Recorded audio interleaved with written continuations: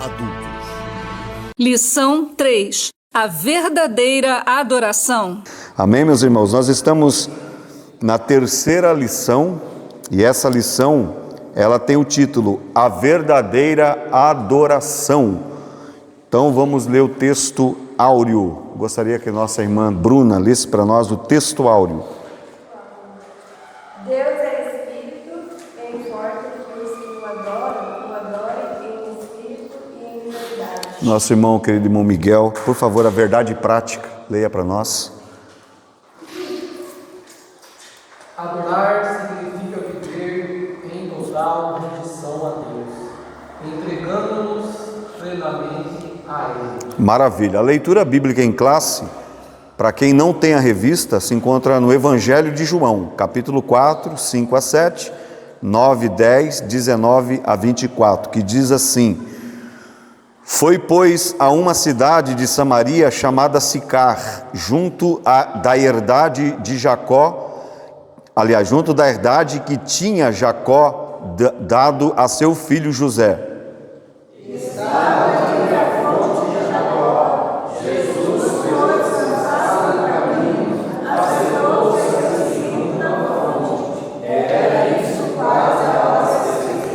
Veio uma mulher de Samaria tirar água. Disse-lhe Jesus: Dá-me de beber.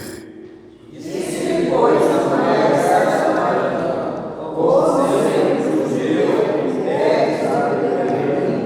não sou mulher samaritana, porque os judeus não se comunicam com os samaritanos.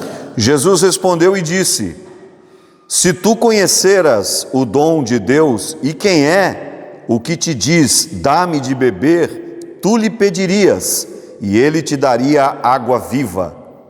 Disse a mulher: Senhor, vejo que és profeta.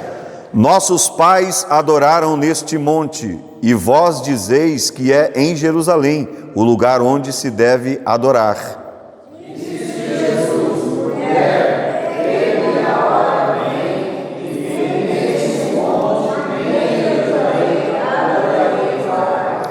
Vós adorais o que não sabeis, nós adoramos o que sabemos, porque a salvação vem dos judeus.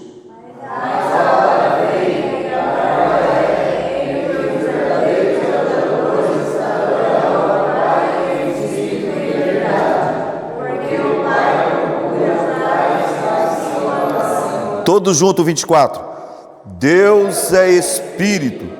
E importa que os que o adoram, o adorem em espírito. Nosso irmão Paulo fazendo a oração para nós, por favor. Senhor Jesus, aqui estamos diante de uma Senhor. Pai querido, te agradecemos, Pai, pelo lar que nós temos, Pai, pelo cuidado que nós temos, Pai. Senhor, pelos irmãos, nesta noite, Senhor, para Pai, do teu filho, Senhor, vai trazer a tua palavra, Senhor. Dá-lhes cada dia sabedoria, entender a tua palavra. Pai querido, continua conosco nesta noite e assim fica conosco a pedido da minha alma, Jesus. Amém. Amém, meus irmãos. Obrigado. Podeis assentar. Então hoje nós vamos falar nesta terceira lição, a verdadeira adoração. Então nós vemos aqui esse diálogo de Jesus com a mulher samaritana, que está registrado no Evangelho de João, capítulo de número 4. Então nós vamos ver aqui algumas lições básicas, bem básicas mesmo, para que a gente venha entender o que é verdadeiramente adorar a Deus. Algumas pessoas, eles atribuem a adoração à cantoria. Cantar não é adorar a Deus, irmão. Tem muito mais a ver do que cantar. Adoração está ligado intimamente a outro nível, né? E por que não dizer um nível de relacionamento com Deus? Então, cantar é adorar? Não, cantar não é adorar. Faz parte do momento da adoração. A adoração cantada, porque a palavra louvor quer dizer elogiar. Entendeu aqui? Então, louvar quer dizer elogiar. Então, quando você se prontifica em adorar a Deus com cânticos, você está elogiando a Deus. Então, louvar é elogiar a Deus. Elogiar a Deus, por que que a gente elogia a Deus? O nosso cântico deve elogiar a Deus. E porque Deus, Ele, não só pelo que Ele faz, mas pelo que Ele é em nossas vidas. Muito mais do que isso. Tem gente que às vezes está triste, ele fala assim, olha, eu não vou cantar hoje não quero nem oportunidade, pastor, porque passei uma prova aí, Deus não me responde a minha oração. Então eles atribuem a forma como você trata a sua espiritualidade, o seu relacionamento com Deus, como se Deus ele fosse obrigado a te fazer alguma coisa, e Deus ele não é obrigado. E eu diria até mais, Deus ele não resolve problema de ninguém. Ele não perde tempo resolvendo o problema de ninguém. Deus não resolve problema de ninguém. Na verdade, Ele resolve as pessoas. Ele resolve as pessoas para as pessoas poderem resolver o problema. É que nem um filho, né? O filho está aprendendo a engatinhar. Você vai ali, pega ele no colo, o pai tem aquele auxílio. Mas depois que ele começa a engatinhar, ele tem que engatinhar por si só. Então, Deus, Ele, como eu disse aqui, não perde tempo resolvendo o problema de ninguém. Ele mostra os caminhos que você deve tomar, as decisões para você resolver. O seu gigante, o seu Golias, você vai ter que enfrentar. Não adianta você terceirizar o seu problema para o seu marido. Não, o problema é seu lá. Você que é mãe, né? Você tem um trabalho, seu marido trabalha em outra empresa, e de repente você está sendo perseguida lá no trabalho. Aí você pega todo aquele problema, você traz para a mesa de jantar dos seus filhos tudo ali, e você vai abalar a sua casa. Aquele problema ali, não traga para a mesa. Aquele problema ali é um problema seu. Busque na individualidade, assim, na parceria do teu marido, na parceria da tua família, procurar alguma forma de poder resolver, né, aquela situação. Assim bem como também o homem. Se você trouxer problema, né, você é ameaçado, a gente é ameaçado constantemente, imagina. Então, a gente não pode, a gente tem que tentar resolver essa situação. E como é que a gente resolve essas situações da vida? Através da orientação que Deus ele nos dá. Deus ele não vai resolver, Ele vai nos ensinar a resolver. Problema do casamento, problema de relacionamento com o filho, está tudo aqui na Escritura. Ele ensina como é que você tem que tratar o filho. Filho, a forma como o filho tem que tratar o pai. Filho, não despreze a disciplina do teu pai, não despreze a correção da tua mãe, né? Então está aqui, respeite. Pais, não provoqueis a ira dos vossos filhos, mas criai-o com todo cuidado, com toda devoção, né? Mesmo que ele se desvie mais tarde, você está isento de receber uma punição mais tarde, né? Uma bronca, né? O seu filho desviou, mas pelo menos você ensinou ele. O papel do pai e da mãe é ensinar os filhos. O papel do pastor da igreja é ensinar a igreja. O papel dos mestres é ensinar a igreja. Agora, se a igreja vai obedecer, se o filho vai obedecer, aí isso parte dele, é de cada um. É a individualização, né, de cada um e a consciência de cada um. Então, hoje nós vamos falar aqui sobre a verdadeira adoração, que eu já disse aqui. Adorar não é cantar, irmão. Vou adorar a Deus, né? Vou adorar a Deus lá na igreja, vou cantar. Não tem nada a ver com cantoria. Tem muito mais a ver com qualidade de vida espiritual, né? Adorar a Deus tem muito mais a ver com a nossa qualidade de vida, de tempo que a gente passa com Deus. E isso tem a ver com a adoração. E procurar levar essa adoração para além do templo, né? Para além do clero, da religiosidade, da espiritualidade aqui, a gente levar para a sociedade onde a gente está. A gente levar essa alegria que a gente sente aqui, a gente levar essa efusão que às vezes a gente sente na casa do Senhor, quando uma palavra é pregada, quando Deus ele fala, a Bíblia fala que Deus ele habita no meio dos louvores do seu povo, ele habita quando o louvor é sincero, quando a adoração é sincera, quando o seu elogio não é cínico. Porque tem pessoas cínicas na igreja, tem muitos crentes cínicos, eles adoram a Deus na aparência, né, com cinismo. Então nós vamos aprender aqui o que é a verdadeira adoração, sem sermos céticos e sem usarmos de cinismo. Então essa primeira etapa aqui nós vamos falar sobre o encontro em Samaria em duas preciosas lições. Quem pode ler para mim a nossa irmã Adriana, acertei. Irmã Adriana, a necessidade de passar em Samaria. Em João 4,4, é informado de que era necessário passar por Samaria. O Senhor deixava a Judéia em direção à Galileia, e para tal teria de atravessar por Samaria. Apesar de evitar entrar nessa cidade devido à tensão racional entre judeus e samaritanos, havia uma missão ainda mais urgente: o encontro com uma mulher samaritana em Sicar, junto à fonte de Jacó. Durante essa conversa, Jesus abordou o assunto sobre o local adequado para adorar a Deus. Seria em Samaria ou em Jerusalém? Nesse diálogo, nosso Senhor ensinou duas importantes lições. Meus irmãos, então aqui nós vamos ver aqui essa necessidade de Jesus passar por Samaria. Muitos evitavam, porque os samaritanos e os judeus, eles tinham um problema racial, era um preconceito racial deles, eles não se davam, judeu e samaritano não se davam. Então, aqueles que eram judeus, eles evitavam o caminho de Samaria, e aqueles que eram samaritanos evitavam o caminho dos judeus, por causa dessa condição racial, né? Essa tensão racial, né? Essa tensão racial. Então, no Evangelho de João, capítulo 4, versículo 4, é informado que era necessário. E é interessante que Jesus está caminhando com os discípulos dele, ele está caminhando com os seus discípulos, e quando ele chega em Samaria, o que ele faz? Ele despede os seus discípulos e pede para eles ir buscar alguma coisa para comer. Então Jesus, ele dispensa os seus discípulos. E Jesus está promovendo ali um cenário onde ele teria essa conversa com essa mulher para acabar de vez essa tensão racial. Então, houve essa necessidade dele passar, porque Jesus, ele estava deixando a Judéia, ele estava indo em direção à Galileia, né? Ele poderia evitar essa conversa, ele poderia evitar todo esse trajeto de Samaria, mas a própria Bíblia diz que, o evangelista diz aqui, que era necessário ele passar por ali. Por quê? Porque tinha esse problema para resolver ali, entre os judeus e samaritanos. Tinha que resolver essa tensão racial. Aí quando Jesus chega em Samaria, ele pede para os discípulos buscar alguma coisa na cidade. Então ele já tira os discípulos, porque não sei por qual razão, mas Jesus queria ter um encontro pessoal com aquela mulher. Então tem momento da minha e da tua vida que é você e a pessoa que vai resolver. Não tem intermediário assim. Tem coisa, irmão, que você tem que ir lá pedir perdão. Tem coisa que você vai ter que ir lá resolver.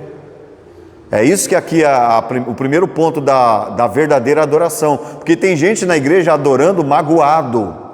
Já viu gente magoada um com o outro e está adorando. E tá tudo bem para ele. Está vivendo uma mentira.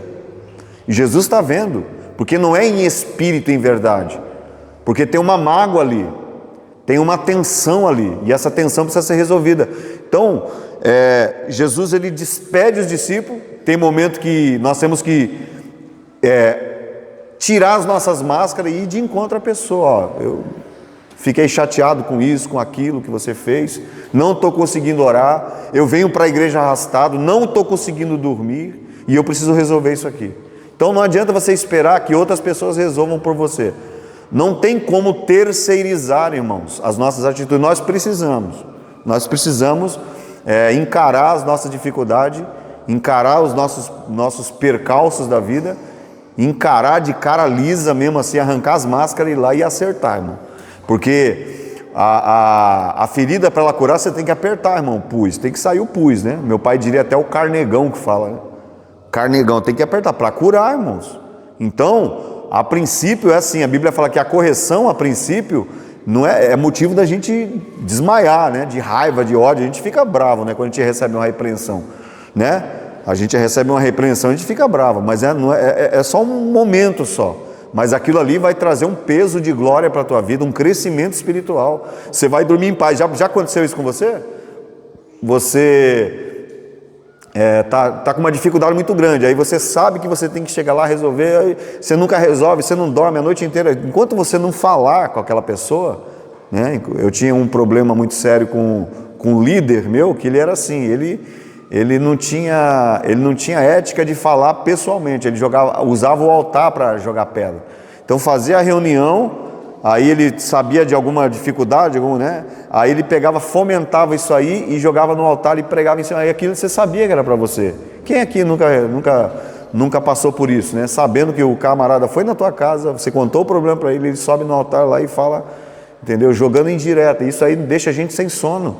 Aí eu tive que sentar, tem que sentar para resolver, apertar a ferida, tirar o pus. Depois que sai o pus, aí você dorme até em paz. Aí se abraçamos, né?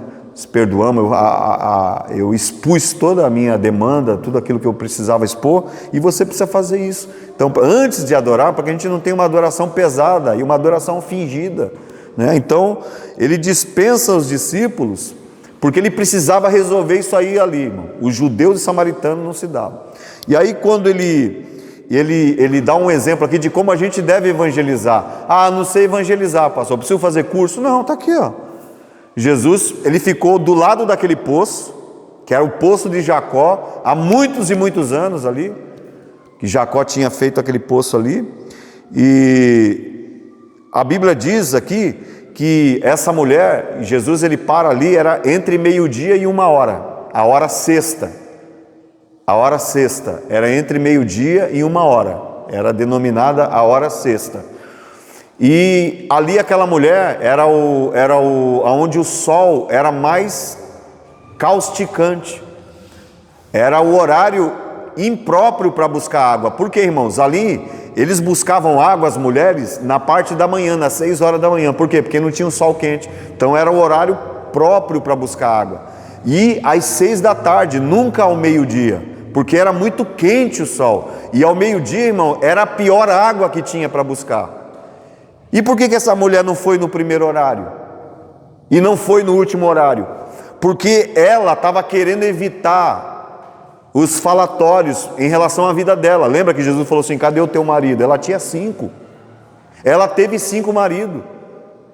A conversa com Jesus, cadê o teu marido? Ela falou, eu tive 5. Aliás, eu não tenho marido, ela disse. Ele falou assim, disseste bem, porque você já teve 5 maridos, e o que está com você não é teu. Aí ela viu que ele era profeta. Como é que você sabe disso? Então por que ela não ia na primeira hora do dia buscar água? Porque ia estar ali todas as mulheres buscando água, e aí começar a falar da vida dela. Não é assim? É ruim quando as pessoas começam a falar da vida da gente. A gente tropeça, cai, passa por disciplinas, e às vezes a gente, para evitar a conversa dos outros, e o pessoal fala, irmão, você já foi perdoado, mas a pessoa continua batendo naquela tecla. Aquilo que eu disse, se você faz 100 coisas, né, que você faz na vida, se você acertar 99 e errar uma, você vai ser lembrado por aquela uma que você errou. Nunca ninguém vai falar das 99 coisas boas que você fez, só daquilo que você errou. Então ela queria evitar, irmãos, ir de manhã, evitar esse falatório. Tem gente que é assim, irmão, não vem na oração porque quer evitar alguma coisa, está evitando alguma coisa. A pessoa não comparece no culto, ou comparece só depois que está, sabe, porque está querendo evitar alguma coisa, e Jesus quer resolver isso aqui. Jesus queria resolver isso aqui na vida dela, não só resolver essa questão, essa tensão racial que existia entre eles. Judeus e samaritanos não se davam, porque eles, né, nos tempos passados eles, né, guerreavam, né, se tornaram inimigos. E aí quando ela percebe isso, ele pede para ela dar água, e aí começa aqui a evangelização. Você precisa dar uma palavra só, para iniciar uma conversa. Você só precisa iniciar. Não fica assim, Senhor Jesus, coloca uma pessoa no meu caminho para me evangelizar. Tem um monte de gente que Deus colocou. Não, mas se ela não vir até mim não falar, ela não vai falar o que ela está necessitando, se você não puxar um assunto. Jesus disse, me dá de beber. Ela disse assim, como é que você, sendo judeu, vem pedir de beber para mim, que sou samaritana, sabendo que nós não se damos, o nosso povo?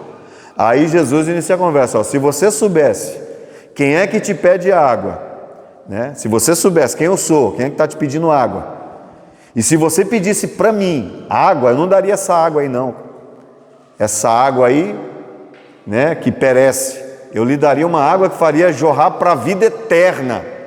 Aí essa mulher falou assim, me dá dessa água, eu quero dessa água aí, porque eu quero saciar. Por que essa água? O que representava essa água, irmão? Essa água, a água, o Espírito aqui, irmãos, ele representa essa água que sacia todas as nossas sedes existenciais. Por quê? Porque aquela mulher, ela era sedenta espiritualmente. Ela achava que a sede dela teria que saciar se ela arranjasse um marido. Ela achava que ela ia ser feliz se ela tivesse um amor na vida dela. Só que ela fracassou 5 vezes. Então ela buscava saciar a sede dela no amor de outras pessoas. Aí ela arrumou um marido, não deu certo. Aí arrumou outro, não deu certo. Acha que o amor, a felicidade é amando. Não é isso, irmãos. Então esse vazio que a gente sente existencial, ele só vai ser preenchido pelo Espírito Santo. Isso aí é matar a sede do ser humano. Porque quando você encontra a água da vida, que é o Espírito Santo, irmãos, você não pensa mais em fazer bobagem, em pecar. Você não fica buscando amores, igual essa mulher. Ela achou que a felicidade dela, ela ia preencher o vazio da alma dela, fazendo o quê? Através de homens que ela buscava para se casar, achava que a felicidade era casamento. E se você, eu sempre digo isso, que se você casa para ser feliz, você vai ser o pior infeliz. Ninguém casa para ser feliz, mas quando você casa para fazer alguém feliz, aí você vai ser feliz. Aí cumpre-se a palavra do Evangelho de Mateus capítulo 5, né? Que felicidade é quando você sai da sua fossa existencial, da sua condição existencial de miséria, de fracasso, para ajudar alguém que está pior do que você. Isso é felicidade. Você encontra a felicidade nisso. Ele está dizendo que a felicidade não é um porto destino, ó, eu cheguei aqui no topo, no ápice, nos píncaros da felicidade, e eu já sou feliz. Não, ele está dizendo que a felicidade são acontecimentos que ocorrem durante a nossa vida, né? Você fracassado, mesmo você na miséria, você tem condições ainda de levantar outras pessoas, de orientar outras pessoas, de levantar as pessoas, de ajudar as pessoas que estão em condições piores do que a sua, mesmo você na sua miséria. Isso é encontrar felicidade, que não é um porto destino. A felicidade, ela vai acontecendo. E aí aquela mulher percebe que ele é profeta. Ele diz: me dá dessa água. Eu falo assim: vou te dar.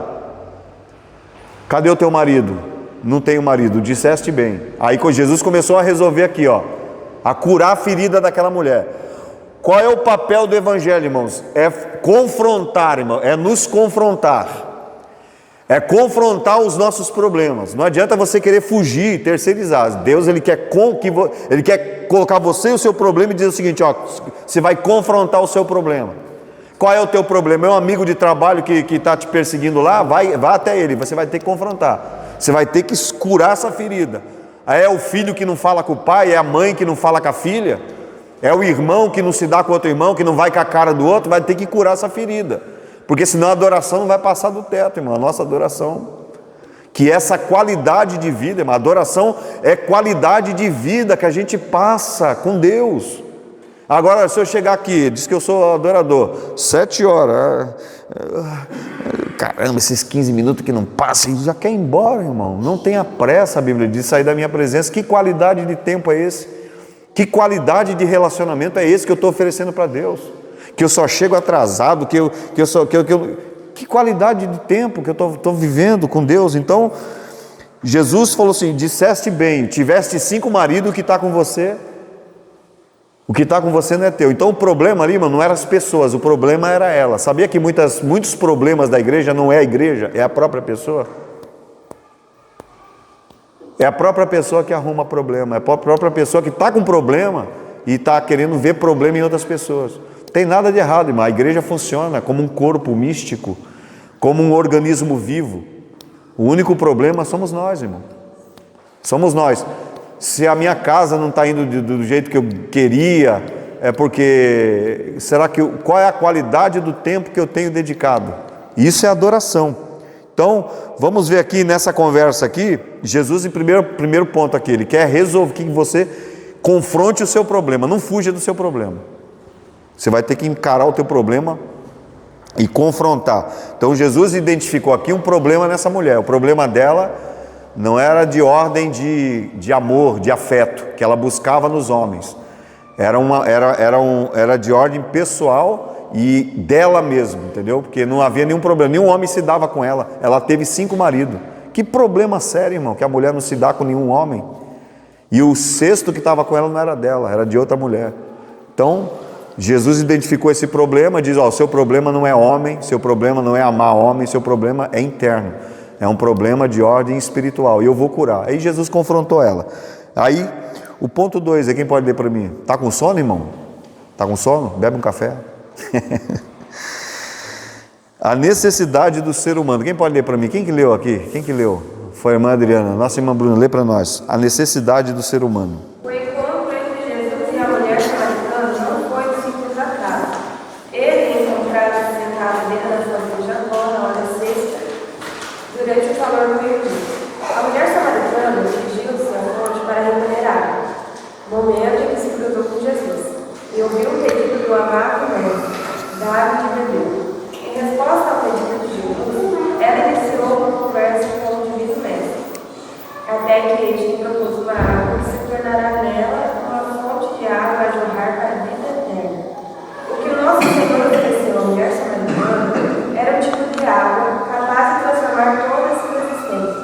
Aqui encontramos a primeira e valiosa lição: toda pessoa necessita de Deus, e por isso devemos aproveitar cada oportunidade para partilhar essa água da vida.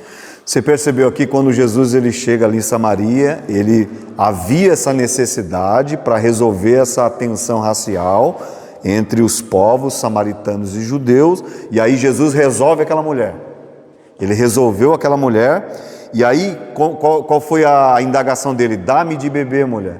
O que é isso implica dizer, irmãos? Que Jesus ele está aqui, ele quer, o que é dar de beber Jesus? Dar água para Jesus?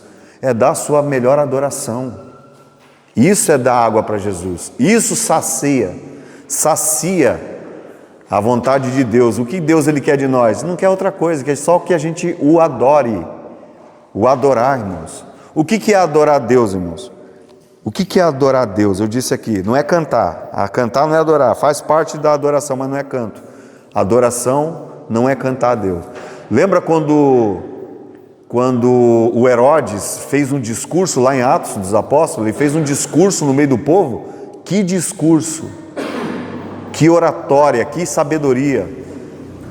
E aí o povo começou a gritar assim, ó, isso aí não é voz de homem, isso é voz de Deus. Quer dizer, o povo estava reconhecendo, esse homem não tem capacidade, e essa eloquência por ele, Deus está falando na boca dele. Só que ao invés dele dar a glória para Deus, ao invés dele dar glória a Deus, ele chamou para si aquela responsabilidade de adoração para ele. Ele se encheu, ele ficou ensimesmado com aquilo, e a Bíblia diz que ele foi comido do quê? Comido de bicho na hora, irmãos. Está lá em Atos. Por quê? Porque ele discursou e o próprio povo, ele não percebeu que a sabedoria ali era Deus dirigindo ele. O povo percebeu, irmãos, que Deus estava falando na boca dele, só que ele tomou para si aquela adoração, ele não deu glória a Deus, e quando ele não deu glória a Deus, ele foi comido de bicho, porque ele tomou para si a glória de Deus. Então o que Deus ele mais requer de nós? É glória. Não é glória falar glória, glória, não é isso, isso aí não, falar glória, glória, glória, isso aí não quer dizer nada. O que é a palavra glória? A palavra glória tem um peso, inclusive, esse peso aí, da palavra glória, kavod, tem um peso, porque não só um peso de responsabilidade, mas de reverência, de respeito, mas é um peso que eu digo assim, a glória são os feitos poderosos de alguém, isso é glória. Qual é a glória, por exemplo, do pastor Zé Carlos? Ele tem glória? Sim, tem glória. Qual é o peso da glória dele? O peso dele ficar 1 ano e 4 meses aqui, dirigindo a congregação, e fazendo todo o trabalho. Isso é uma glória, porque isso se chama glória, se chama o reconhecimento dos feitos que uma pessoa fez. Isso se chama glória, é a glória dele. De ter uma família, de ter filhos, de ter constituído família, isso é glória. E Deus, qual é a glória que nós devemos dar a Deus? É reconhecer que nós temos, que nós possuímos, o que nós somos, foi Ele que deu, foi Ele que fez, foi Ele que realizou, foi Ele que proporcionou, Foi tudo Ele, não é nosso, a sua casa não é sua. Isso é dar glória a Deus, isso é você adorar a Deus. Ó Deus, obrigado por essa casa, eu não teria condições, foi o Senhor que preparou os clientes meus, foi o Senhor que me deu a empresa, foi o Senhor que me orientou, foi o Senhor que me educou financeiramente para me poder administrar os meus bens e comprar essa, e eu dedico a Ti. Isso é glória, isso é adoração a Deus. É você chegar na escola, a menina lá e os meninos mexendo com ela e chamando, convidando para sei lá para onde, e você honrar o seu compromisso com Deus, dizer: não, eu sei que o pastor não está me vendo, eu sei que meu pai não está me vendo, mas Deus está me vendo. Isso é glória. É quando as pessoas colocam valores na sua frente para te corromper, ela não tem ninguém, pega esse valor aí, pega, e você fala assim: não, eu não vou fazer isso porque eu tenho dignidade, meu Deus, Ele provê todas as coisas, eu não preciso manchar a minha fé, a minha vida com Deus a troco de dinheiro e de ouro e prata. Então o que é isso? É glória, isso é adorar a Deus, isso é adorar a Deus. Então Jesus, ele chega aqui e ele fala o seguinte: ó, me dá de beber, é o que Deus pede para a igreja, me dá de beber, igreja. Beber o quê? Eu quero a adoração de vocês, é isso que eu quero. Eu quero que vocês reconheçam, adorem a Deus, adorem a Jesus, reconheçam, reverenciem, né? Reconheço que eu sou pai, reconheço que eu sou rei, reconheço que eu sou companheiro, reconheço que eu sou amigo, reconheçam que eu estou com vocês, é isso que Ele pede, isso é dar de beber a Jesus. E aí, em resposta de Jesus, ela iniciou essa conversa. E aí essa conversa que ela inicia aqui, Jesus inicia com ela, todo esse debate aqui, aquilo que eu já disse no ponto 1. Havia uma necessidade de Jesus, Ele resolver aquela mulher. Nós precisamos ser resolvidos.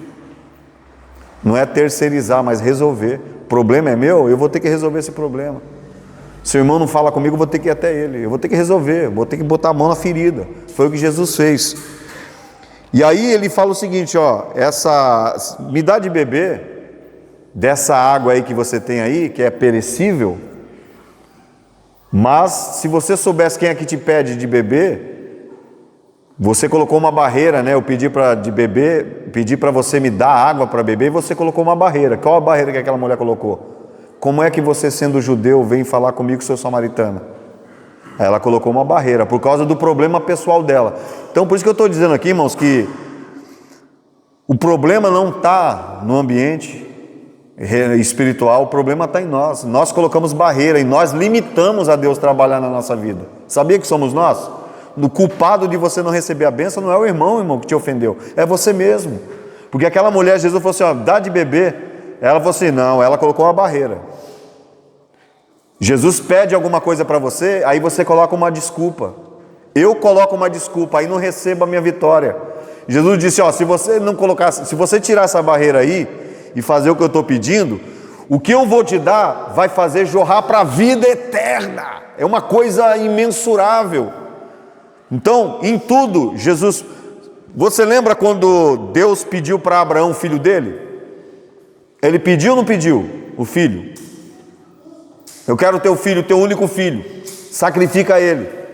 O filho era de Abraão? Quem foi que deu para Abraão o filho? Foi Deus. Então não era de Abraão, era de Deus. Ele estava pedindo uma coisa que era dele. A adoração, de quem que é a adoração? É do pastor? É do homem? É do bispo? Do apóstolo? A adoração é de quem? Então dê a Deus o que é dele. Dê a Deus o que é dele. O Isaac ali não era de Abraão. O Isaac ali era de Deus. Deus pediu e falou, então o Senhor está pedindo, eu vou te dar. Porque o Senhor, quem deu para Abraão foi Deus. E Ele dá os filhos para quê? Como herança, para que você cuide. O que Deus Ele te dá, irmãos, tudo que você possui, que Deus te deu, é para você cuidar, não é teu. A tua casa não é tua, teu carro não é teu. O sapato não é teu, é dele, você está cuidando, é um administrador, está no Evangelho.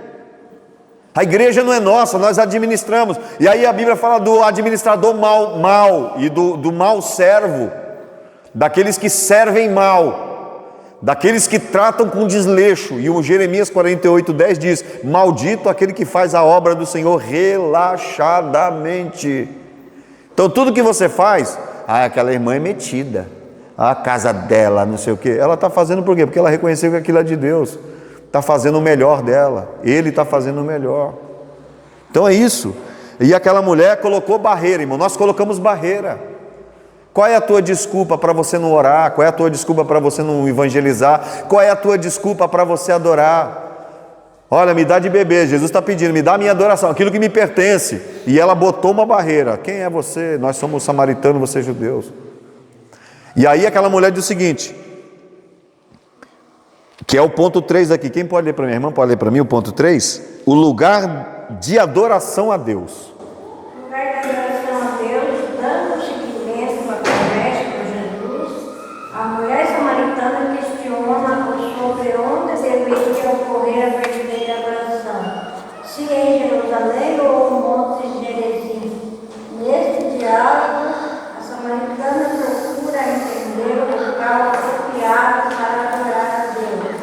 Em resposta à sua indignação, nosso Senhor revela uma nova forma de culto. Esta adoração não seria exclusiva dos judeus nem dos samaritanos. Na realidade, o verdadeiro culto dirigido a Deus deve ser feito ao Pai em espírito e em verdade.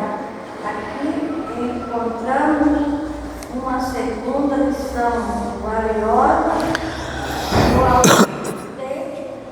Adoração a Deus que satisfaz as necessidades humanas, mas não se limita a um lugar específico, mas reside no meio profundo no ser humano, no espírito e em verdade. Obrigado. Então, irmãos, qual foi a indagação daquela mulher?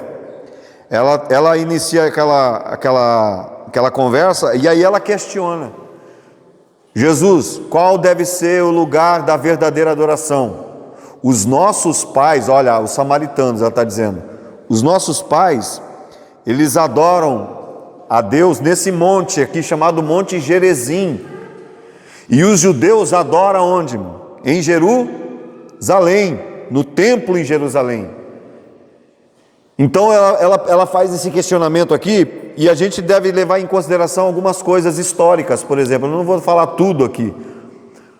Na antiguidade, os samaritanos, o Monte Gerizim ali, por exemplo, o Jeroboão ali, ele ergueu 2 bezerros de ouro ali, no Monte Gerizim, que era o monte que os samaritanos adoravam a Deus. Jeroboão, ele levanta 2 bezerros de ouro ali, irmão. O que representava esses bezerros de ouro? Representavam objetos do que? De adorar, objetos de adoração, de veneração. Então, aquele lugar Gerizim ali, ele foi manchado, porque o bezerro de ouro estava tomando o que? A adoração de Deus. Quais são os bezerros de ouro que a gente levanta às vezes porque rouba a adoração de Deus? Então nós muitas vezes, irmãos, nós somos assim. Nós atrapalhamos o nosso relacionamento com Deus com coisinhas, né? Um bezerro de ouro que a gente levanta. O Monte Gerizim, por que havia essa dúvida no coração dessa mulher? Os nossos pais dizem que é aqui no Monte Gerizim, mas vocês dizem que é em Jerusalém. Qual é o local certo? Qual é o local certo? Então, na antiguidade aqui, nós vimos que eles trocaram a adoração a Deus por 2 bezerros de ouro para tirar a atenção da adoração de Deus. Então, o povo precisa de um objeto de adoração para adorar.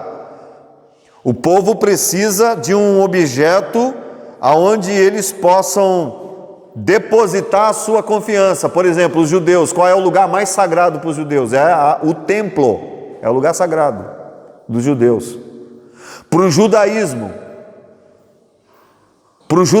o lugar mais sagrado para eles é a sinagoga, e os objetos de culto deles né, que é o kippá, a mitra, e aquela talite, e todo aquele incenso, e a arca da aliança, eles precisam desses objetos para eles acender a espiritualidade deles.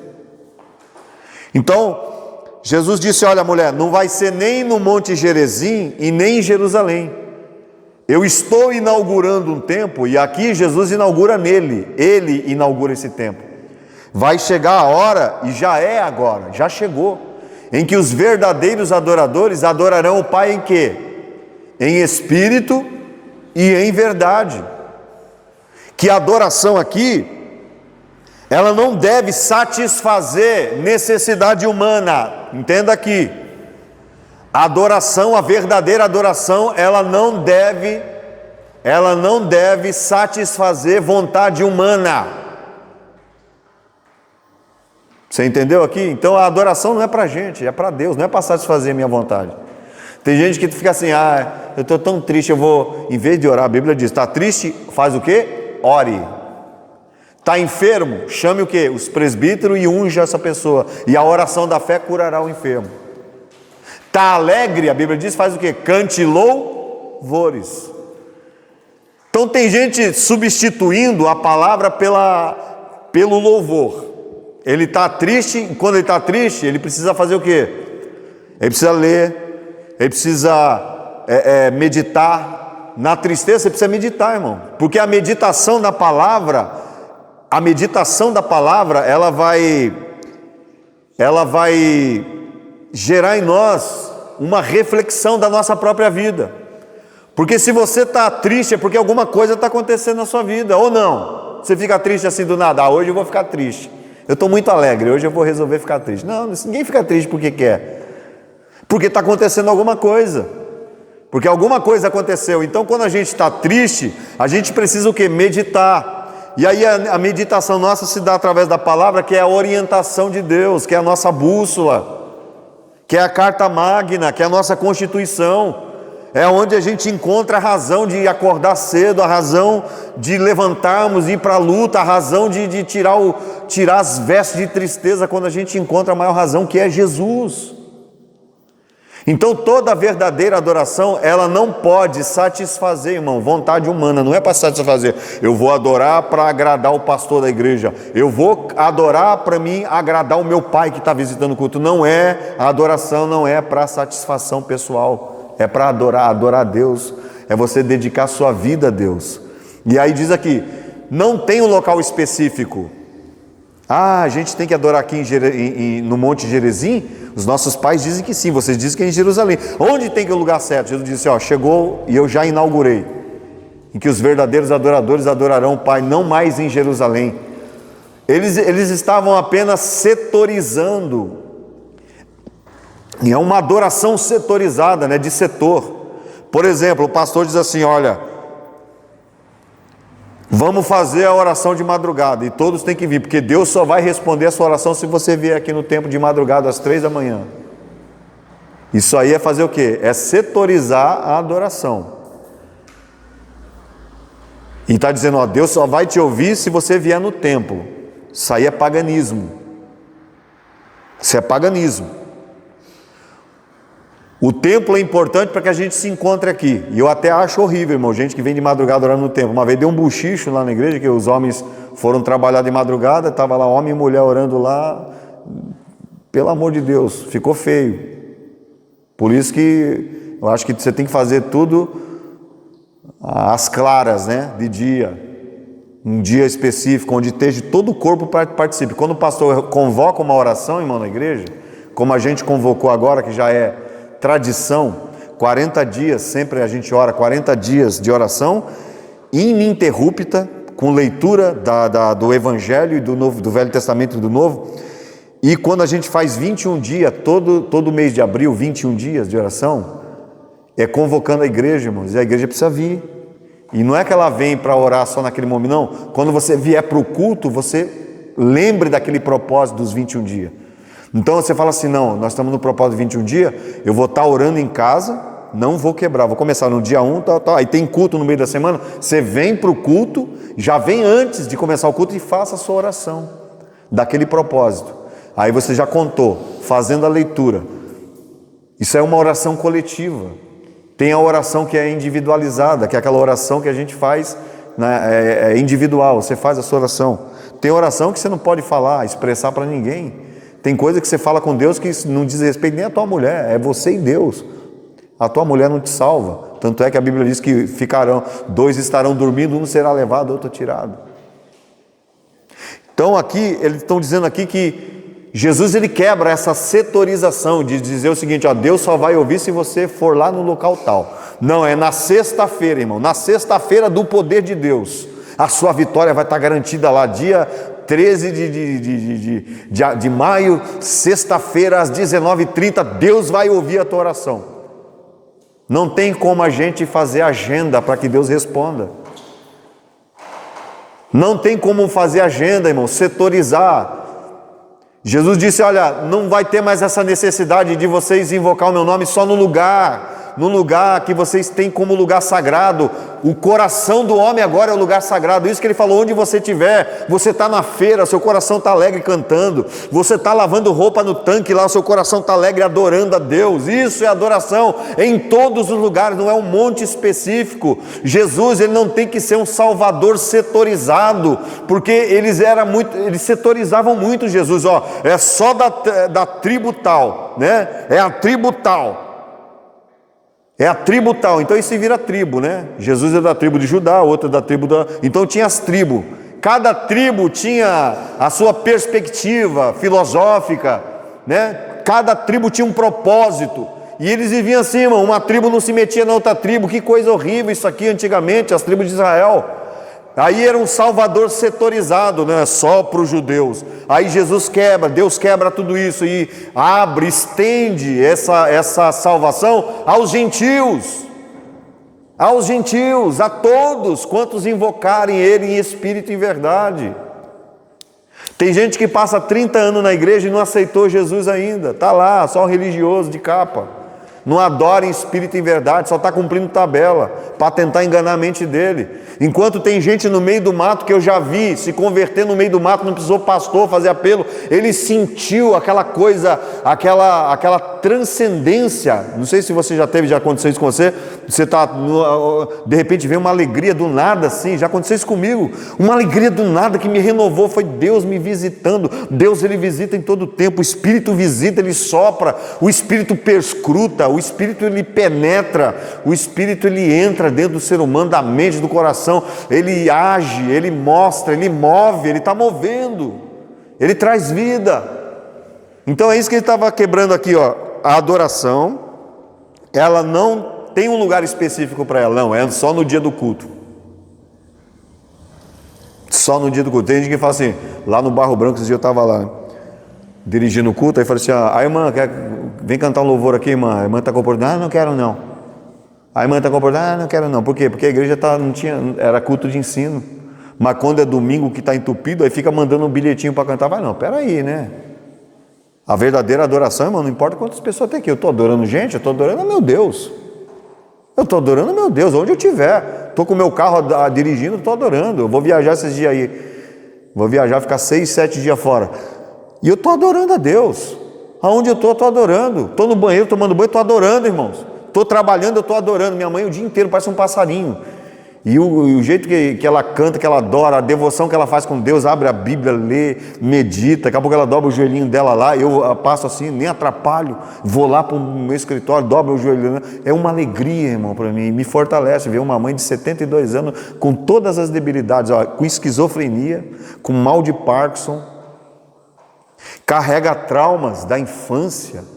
Ela carrega trauma de tanta coisa, minha mãe, e eu olho assim e falo, Deus do céu, cara, quantos jovens, 18, 15 anos, tudo morrendo, e a mulher de 72 anos carregando todos esses traumas, carregando todas essas debilidades e adorando a Deus. Eu não vejo ela reclamar, Deus, ela não reclama, eu não vejo ela reclamar. Eu nunca vi ela falar assim, Deus, por que o Senhor não me cura? Eu nunca vi. O problema da minha mãe é sério. Muito sério. Aí com aquilo eu oro a Deus, Deus, por que o Senhor não cura, Deus? Por que o Senhor não cura, Deus? Eu oro, já jejuei, o Senhor não cura. Deus falou assim, porque através dela eu estou ensinando você a ser um melhor adorador. Um adorador de verdade, não um frouxo. Então a minha mãe, a vida dela está me ensinando a ser uma pessoa melhor. Você sabia disso? Tem pessoas em condições pior do que você que te melhora, não é verdade? Não te melhora ou não te melhora? Melhora ou não te melhora? Às vezes você está jururu assim, querendo chutar. Tem tudo, tem bife, tem geladeira cheia, comida, tem tudo, não falta nada. Né? Tem gente assim, não falta nada, mas não sei, sempre está faltando uma coisinha. Aí Deus passa lá uma pessoa. Uma vez eu fui no leprosário, lembra lá? Conhece o leprosário ali do Campinas, ali, aqueles lá de Sorocaba ali? Irmãos, eu fui lá, irmão, eu estava tão chateado, eu tinha empresa, tudo, tinha dinheiro, eu colocava 100 mil assim no bolso, em espécie, eu ganhava muito bem, e não estava feliz com nada. Aí fui lá fazer evangelismo, orar no leprosário, fomos lá, cheguei lá, irmão, gente com a orelha tudo comida, irmão, porque a lepra, né, ela come tudo assim, gente sem braço, assim, tudo comendo, a lepra comendo, a pessoa só o cotoquinho do corpo, com a cabeça assim, adorando a Deus, assim, aquilo ali me quebrou. Deus falou, você é um frouxo, tem tudo e não dá valor. Então a adoração aqui está dizendo que a adoração não pode ser setorizada, não tem um lugar específico, é em todo canto. Você está adorando a Deus? Amém, glória a Deus. Glória a Deus porque você está adorando, irmãos. A Bíblia fala, tudo que tem fôlego, louve ao Senhor, irmão, na dor, na alegria, na bonança, na prosperidade, não interessa, adore o teu Deus. Irmão, eu não olho, esse dia teve o culto lá, né, vocês foram, né, agora terça-feira, né, lá da Bíblia, quem foi? Que gostoso, né, que gostoso. Eu levei os obreiros lá, que estavam lá com nós lá, né, que ficam reclamando, vai lá, não, ficavam assim, parecendo uns cururu, irmão, a glória descendo, a gente se alegrando. Não se enche, não se alegra, não se anima. Se não se anima com isso, irmão, vai se animar com o quê? Então quem faz a sua adoração, o ambiente é você, irmão, sou eu. Eu que faço o ambiente, eu vou glorificar. Não estou nem aí se eu não quero glorificar. Eu glorifico, não é porque você é metido, não, irmão, eu sei de onde Deus me tirou. Eu sei de onde eu ia morrer. Eu ia morrer e Deus me tirou, Deus me salvou, eu sou grato. Não importa se Ele me tirar carro, se me tirar as coisas. Eu não estou nem aí, eu estou adorando a Deus. Tiver que ir de a pé para a igreja, não estou nem aí. Pessoal, você vai porque você tem carrão, que não sei. Mas você não conhece minha vida, a minha vida para trás. Você não sabe como é que eu fui, quantas carona em pista eu tive que pegar, quantos bancos de rodoviária eu dormi, sequestro até, tenho 2 dentes quebrados aqui, não tem nem como pôr mais dente, não tem dinheiro para pôr, porque me quebraram, me bateram tanto com a arma. 2011 fui sequestrado por pregar o Evangelho, não é fazer fofoca da vida de ninguém, pregar o Evangelho. Me sequestraram, me bateram, me levaram para o meio do mato, pensei que ia me matar. Entreguei a minha alma a Deus, falei, Deus, entrega o meu espírito, agora vão me matar. De repente, escapou na cabeça, foram embora, me deixaram na lama, jogaram minha bolsa, jogaram no meu terno, jogaram meus DVD que eu tinha, e eu saí assim naquela escuridão. Daqui a pouco veio um carro, fiquei com medo, achando que era eles que estavam voltando. Eu falei, que seja o que Deus quiser. Me joguei na frente do carro. Quando eu vi um carro, era um Palio vermelho. Eu falei assim, acabei de ser sequestrado, sou crente, me ajuda. O cara, você é crente? Eu também sou, eu sou da Madureira. Entra aí. Glória a Deus, irmão. Deus prepara, irmão. Mas a gente quer adorar quando a gente está bem só. Não, quando eu estiver bem, eu vou adorar. Se eu estiver bem, eu vou adorar. Não. Vamos adorar. E a adoração não é para satisfazer, irmão. Não é para satisfazer. Já está bem claro aqui. Ponto 2 aqui. Ó. Vamos ler aí, o nosso irmão Paulo. O ensino de Jesus a respeito da verdadeira adoração. Lê para nós a adoração, por favor, irmão. Oferecia água viva aos que têm sede. Jesus referia-se a uma vivência espiritual que se daria no interior de cada indivíduo. A água que eu lhe der se tornará nele uma fonte de água a jorrar para a vida eterna. João 4,14. Assim, à luz da sua palavra, nesse capítulo, a verdadeira adoração de Deus não está mais ligada a um local específico, como Jerusalém ou Samaria. A presença de Deus já não se restringe a uma determinada geografia, mas está presente em todos os lugares onde existam adoradores sinceros, mais do que uma adoração formal e ritualística. A autêntica adoração possui essencialmente um caráter espiritual. Deus e é necessário que os adorem em espírito e em verdade. João 4:24. Então aqui está dizendo que a adoração, a verdadeira adoração, não precisa de um local específico, isso que eu estou dizendo. É porque só adora se for na igreja, né? Adoro na igreja. Em casa não adora, na escola não adora, porque a adoração não é cantar, a adoração é você ter uma qualidade, passar o tempo, né? É que nem um pai com o filho, né? O filho com a esposa com o marido. Por que muitos casamentos acabam? Porque não tem mais aquele tempo de qualidade. Tem que passar aquele tempo, não é ficar enfurnado no jogo, assistindo essas porcariadas, é dar atenção à mulher, é tirar um dia aí na semana aí, ou não sei, 2 dias no mês aí, sabe, fazer alguma coisa diferente fora do seu ambiente que você está ali habituado a vida inteira. A mulher vai morrer em depressivo ali, se não tirar ela aí, ó, maridão aí, ó, as mulheres nem dá glória a Deus, né, vai lá, pega lá, me leva lá pra churrascaria lá, né? Me leva lá pro Novilho de Prata lá, Curitiba. Onde? No sushi, ó, tá vendo? Ó? Porque, sabe por quê? Às vezes a gente se acomoda tanto que a gente se acha dono das pessoas. E não é, mano. Eu casei, é minha, não é sua. Eu falei pra você que foi orar lá pra uma irmã lá na igreja lá, o cara bateu na minha mão, quase que eu dei um tapa na orelha dele. Aí tá batendo na minha mão porque não põe a mão na minha mulher. Ah, te catar, rapaz. A Bíblia fala impondo as mãos, mano. Tem que impor as mãos para orar, rapaz. Você é um indivíduo. Então aqui está dizendo, irmãos, que não tem local específico, que a verdadeira adoração ela tem que brotar de dentro de nós, que a casa da adoração somos nós. Nós somos casa de oração. Ele diz que não tem uma geografia também determinada, né? Não, tem que ir lá na Aparecida do Norte, é um local determinado. Não, tem que ir em Jerusalém. Tem aqueles pagão, né? Crente pagão, né? Ele se converte e fala assim, mentalidade pagã. Não, vocês se batizaram aí no Rio? Eu vou me batizar lá, já estou com a passagem comprada lá para ir lá no Jordão, em Israel. Porque lá sim, Jesus se batizou lá, irmão, pelo amor de Deus. Então, e aqui ele está dizendo o seguinte, que a verdadeira adoração, ela não é de caráter formal ou ritualística apenas, sabe, de ritual, você fazer um ritual, que nem macumba. Tem gente que transforma a adoração dele que nem macumbeiro, é ritual, ele está fazendo um ritual, não é ritualista, ela acontece espontânea, quando você tem um coração voltado para Deus, quando você tem o seu coração, a sua vida, quando você passa essa qualidade, você não tem pressa de sair da presença de Deus. Que a pessoa chega na igreja já com vontade de ir embora. Vai embora. Eu falo, vai, cai fora. Está atrapalhando minha aula, vai embora. Está aqui com mau gosto, vai embora. Eu sou assim, por isso que eu sou difícil. Eu já falei, mãe, o dia que eu casar, a mulher que fazer corpo maior, pelo amor de Deus, ó, então você fique aí. Eu estou indo, eu tenho meu compromisso com Deus. Eu falei, Deus, eu quero uma mulher que ame a Deus mais do que a mim. Por isso que eu não casei, estou brincando, né? Eu oro assim, Deus, eu quero uma mulher que seja, como diz a palavra, porreta mesmo. Mulher que, sabe, que, não, bora, tá chovendo, não, vamos embora, compromisso é com Deus, é isso que eu quero. Não é negócio de lenga-lenga, de frouxidão, não. Então, a não ser que tem gente que até passa dificuldade, né, aquelas dificuldades que só as mulheres têm, né, mas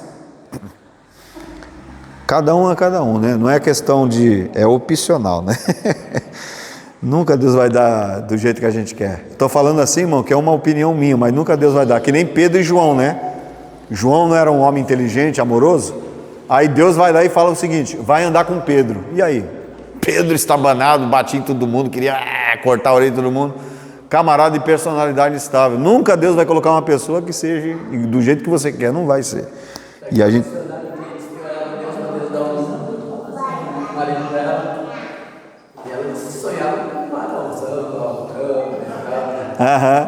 eu lembro, eu vi esse testemunho. Chegou na igreja e tá baixinho, cara. Baixo, barrigudo. Deus falou aquela liga assim.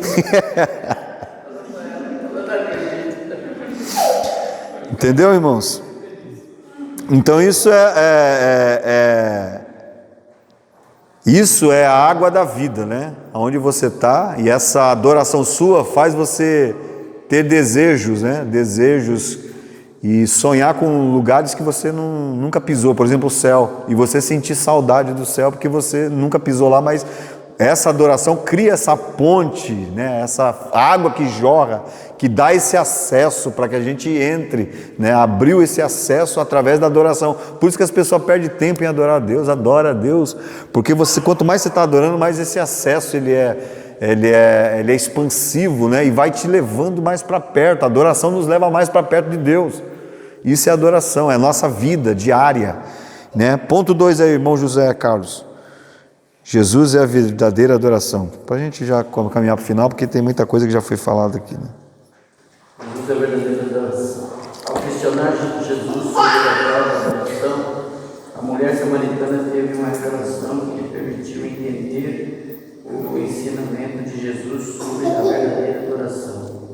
O Senhor Jesus é por si só a base para essa adoração genuína. E é pertinente ilustrar esta verdade ao lembrarmos do Calvário e do sepulcro vazio, onde, após sua morte, a obra realizada se tornou a razão fundamental para a adoração de todos os cristãos. Embora os locais físicos do Calvário e do sepulcro vazio possa não ter grande significado por si mesmo, a lembrança da obra realizada nesses lugares ultrapassa qualquer noção geográfica. O impacto dessa obra abrange todos, não importando o lugar de onde se encontrar, sempre que participamos da ceia do Senhor, essa memória permanece viva em nós, independentemente da nossa localização. Maravilha, né? Porque no Calvário, irmãos, ali essa obra do Calvário, aquele episódio, ele, para alguns, não por estar vazio, né, o Calvário, possa não ter nenhuma significação, mas para nós tem. Por isso que nós lembramos até hoje, né? Porque a gente não viveu isso lá. Isso aconteceu há mais de 2000 anos atrás. Então a gente não viveu aquilo, mas quando a gente lê, eu não sei você, quando eu estou meditando a Bíblia, eu estou lendo assim, a minha mente começa a divagar, ela começa a ver a cena, e aí eu esqueço daqui, e aí eu começo a ver aquela cena assim, lendo, e eu lendo, tendo a percepção daquilo que eu estou lendo, a consciência daquilo que eu estou lendo, e vendo aquele episódio, parece que eu estou lá. Eu não sei se isso acontece com você, de vez em quando isso comigo acontece, aí eu chego no ápice assim da minha emoção humana, eu começo a chorar e começo a glorificar a Deus do nada. Não é eu que quero, do nada o meu espírito começa a me impulsionar a glorificar e falar a língua estranha na própria mesa. Quantas Bíblias eu derramei lágrimas assim? Não sei se isso acontece com você, mas porque quando você medita, né, a Escritura com o coração, você começa, a gente não viveu lá, mas a gente tem uma significação para nós até hoje, e a gente lembra, e a ceia do Senhor nos faz lembrar, porque a ceia ela não é santa, irmão. Então, santa ceia, isso é uma expressão católica, não tem nada a ver, ceia não é santa, a ceia é memorial, é para lembrar, para você nunca se esquecer do sacrifício de Jesus. E Paulo diz, se com ele nós sofremos, se com ele nós morremos, com ele também e se ele ressuscitou, nós também ressuscitaremos com ele naquele grande dia. Essa esperança para aqueles que morrem em Cristo, que não tem, e a esperança para aqueles que estão em Cristo, em relação àqueles que morreram sem Cristo, que não sabem de nada, não sabem para onde vão, caiu aqui, tombou a carne, vai para a terra, o pó volta para o pó, o espírito volta a Deus. Então tem as pessoas que não têm certeza da sua estadia eterna. Tem gente que não tem certeza. Você já parou para pensar nisso? O dia que você morrer? Para um dia, dá até um negócio no coração da gente. Pensa um dia assim, quando você estiver sozinho. Pensa aí, cara, o que vai ser de eu morrer? O que vai acontecer? Você sair dessa terra. Imagina. Então, não sei se você já fez essa reflexão. E a gente encontra alento aonde? A gente encontra chão firme para segurar a nossa esperança onde? No Calvário. Eu sei que se eu morrer, eu não sei o que vai acontecer, mas eu tenho certeza que agora no Calvário eu sei que eu vou estar com Cristo, Ele vai me abraçar, Ele vai me acolher, Ele vai nos acolher lá, a gente vai estar seguro. Porque essa é a preocupação nossa. A gente morre e vai para onde? E aí? Para onde vai? Então essa certeza que dá para algumas pessoas, não tem significação nenhuma a obra do Calvário.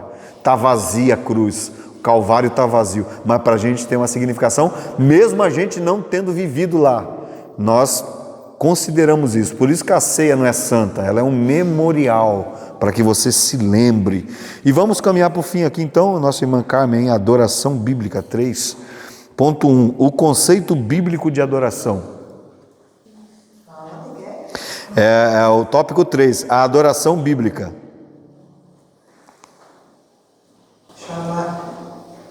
Na língua hebraica existe uma expressão chamada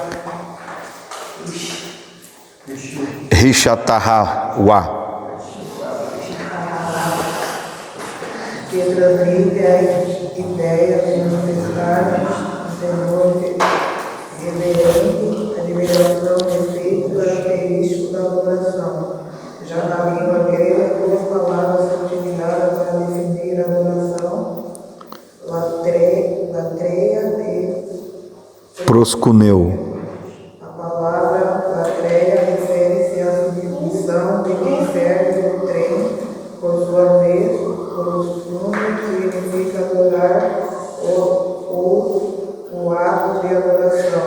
No diálogo com a mulher samaritana, Jesus utilizou o termo proskuneo. Em português, a palavra adoração implica atribuir mérito ou valor a alguém. Em suma, adorar a Deus significa essencialmente reconhecê-lo, render-se e exaltá-lo por tudo que ele fez, é e faz. Tudo que ele é e faz. Vamos para o ponto 2 aí, quem pode ler para mim? Nosso irmão Cláudio, tá com óculos aí, irmão? Vamos matar logo essa charada aqui para a gente... O conceito fundamental da palavra adorar, no Novo Testamento, remete originalmente à noção de beijar, associada a um ato de dobrar o joelho ou prostrar-se com a testa no solo, ou sobre os pés da pessoa em que está submissa. O episódio da mulher pecadora ilustra bem esse significado e nos ensina a reconhecer a própria inferioridade e também a superioridade daquele que está disposto a servir plenamente.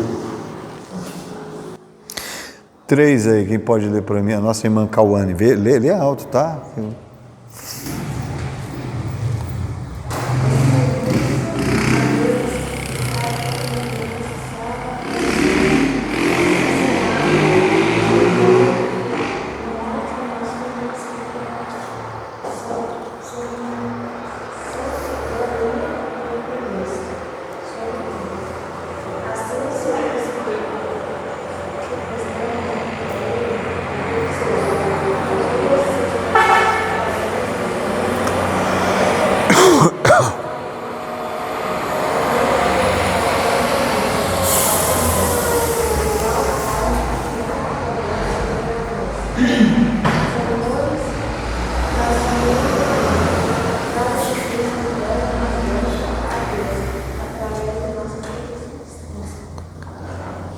Nossa irmã Adriana, lê para nós 4, para a gente já... Uma experiência interior de adoração. Sentimos uma necessidade profunda de adorar a Deus, conforme lembrado no Salmo 42. A minha alma tem sede de Deus, do Deus vivo. Quando entrarei e me prostrarei ante a face de Deus, a gloriosa presença do Deus Todo-Poderoso satisfaz todas as carências da pessoa. Assim, a verdadeira adoração envolve uma postura interior que permite ao crente estabelecer um vínculo profundo com Jesus Cristo, reconhecendo-o como Senhor e Salvador das nossas vidas.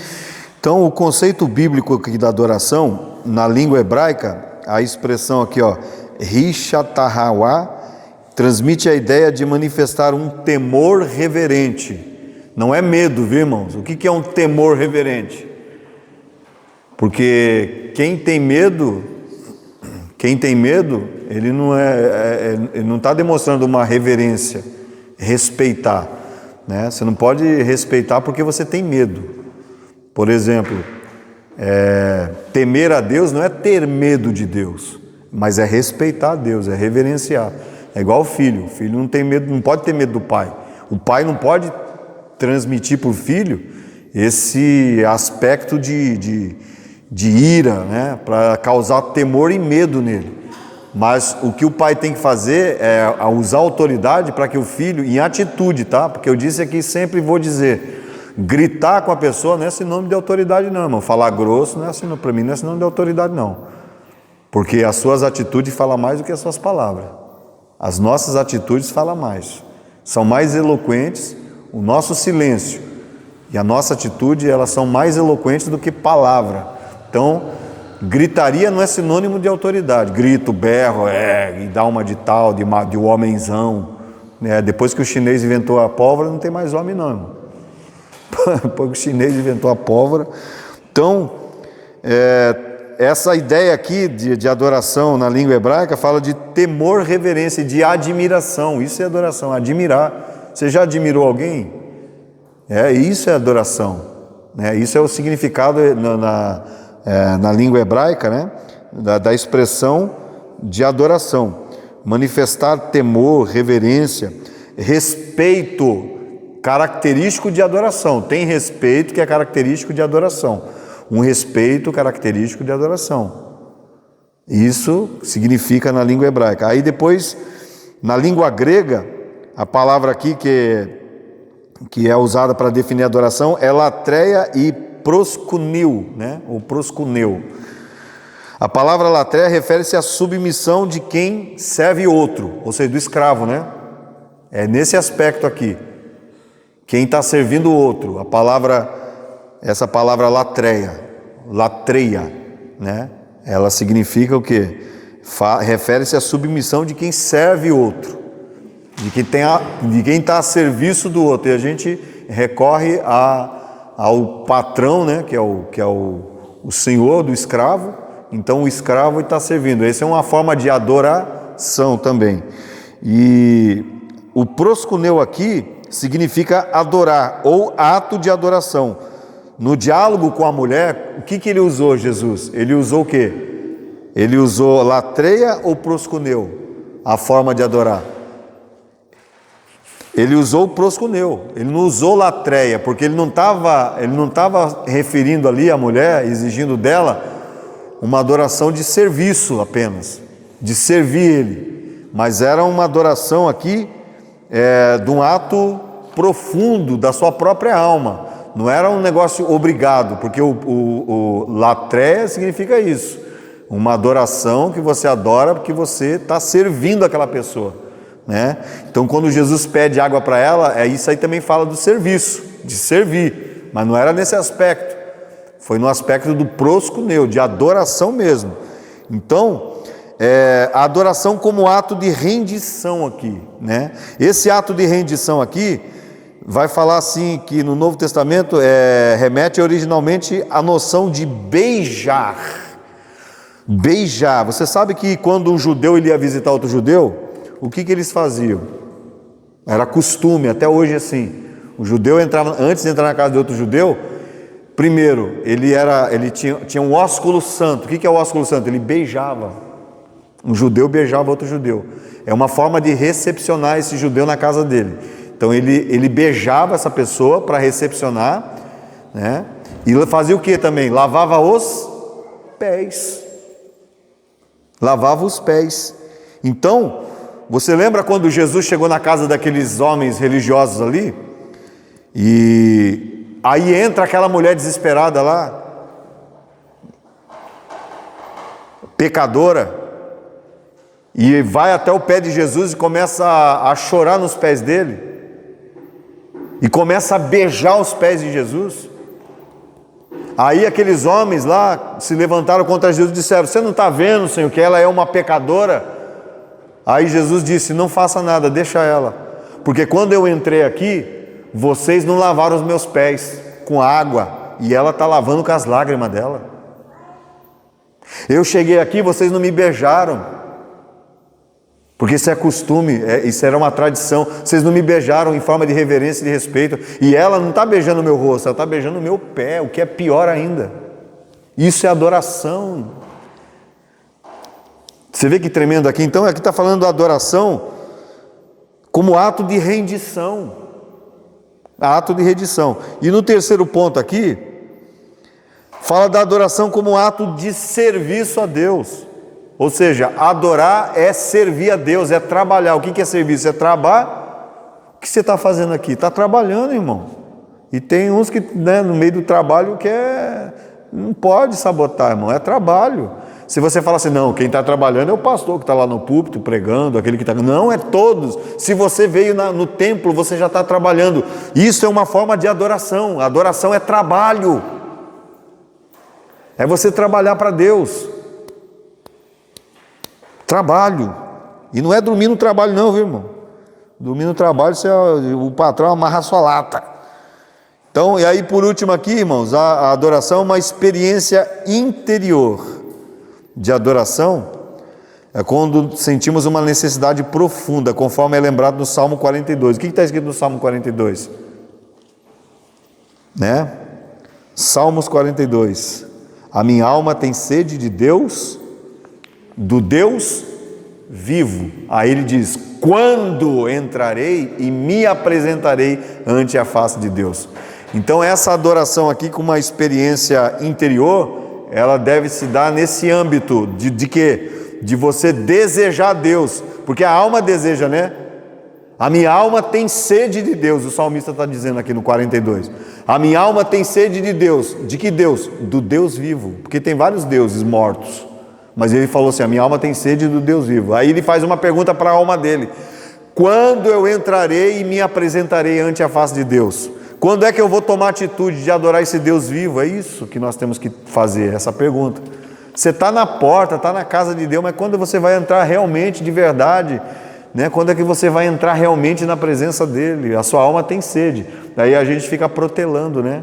A gente fica colocando obstáculos, a gente fica colocando empecilhos. Então o problema é nosso, irmão. O problema não é o irmão. A irmã me ofendeu com aquela palavra dela, não me cumprimentou direito e eu não fiquei bem adorando a Deus. Eu não consegui adorar a Deus porque ela me atrapalhou. O problema é você que está colocando essa barreira. Você pode até me bater, irmão. Eu não vou adorar meu Deus. Pode até me cutucar. Eu não estou nem aí. Eu estou assim, sai para lá que eu estou adorando a Deus. Amém?